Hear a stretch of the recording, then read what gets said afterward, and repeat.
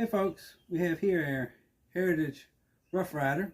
It's a 16-inch barrel and she's a 6-shooter. And with this type of carbine that has this revolving action, you always have to wear safety glasses. This stuff spits stuff back out of the cylinder gap here.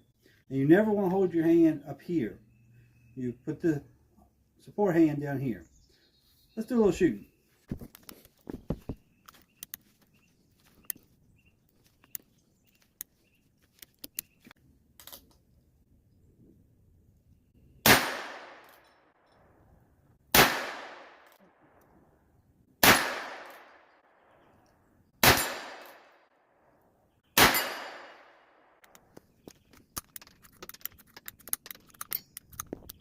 There you go, the Heritage Rough Rider, 22 long rifle. Till next time, y'all stay safe in Squirrel Woods, and God bless.